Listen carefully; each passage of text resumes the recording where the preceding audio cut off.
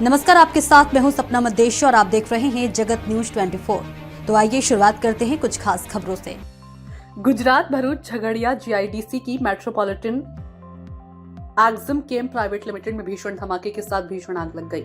इस हादसे में 10 से ज्यादा मजदूर बुरी तरह झुलस गए, जिन्हें इलाज के लिए अंकलेश्वर के एक प्राइवेट अस्पताल में भर्ती कराया। 15 से ज्यादा फायर ब्रिगेड ने कड़ी मशक्कत के बाद आग पर काबू पाया।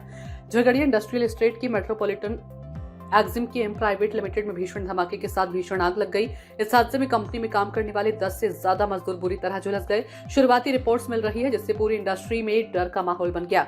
धमाका इतना जोरदार था कि उसकी आवाज दूर दूर तक सुनाई दी और कुछ ही देर में आग ने पूरी कंपनी को अपनी चपेट में ले लिया। दूर दूर तक आसमान में काला धुआं देखा जा सकता था। घटना की खबर मिलते ही झगड़िया, अंकलेश्वर और भरूच से फायर ब्रिगेड की गाड़ियों का काफिला तुरंत मौके पर पहुंचा और आग पर काबू पाने के लिए फाइटिंग फॉर्म और वाटर कैनन का इस्तेमाल किया गया। हादसे में 10 से ज्यादा लोग झुलस गए हैं।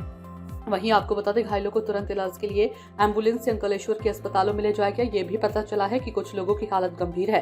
इमारत गिरने के बाद झगड़िया के एमएलए रितेश वसावा कंपनी और जयाबेन मोदी अस्पताल पहुंचे और घायलों के बारे में जानकारी ली। ये पता लगाया जा रहा है कि कंपनी में अभी भी कोई और मजदूर फंसा हुआ है या नहीं। और भरूच के इंडस्ट्रियल सेफ्टी एंड हेल्थ के डिप्टी डायरेक्टर और पुलिस ने भी जांच शुरू कर दी है। गुजरात भरूच अंकलेश्वर से गोविंद भाई परमार की रिपोर्ट। मेट्रोपॉलिटन कंपनी अंदर ब्लास्ट થયો છે।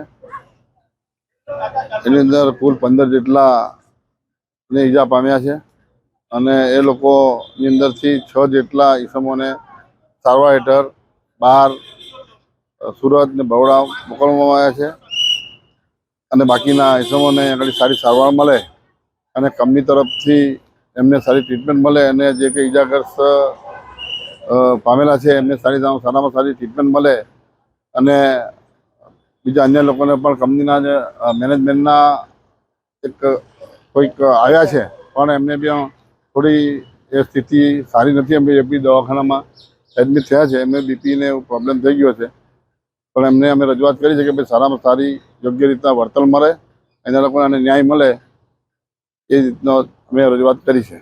ऐसे ही अपडेट्स के लिए देखते रहें जगत न्यूज 24 और हाँ, हमारे चैनल को लाइक, शेयर और सब्सक्राइब करना बिल्कुल ना भूलें।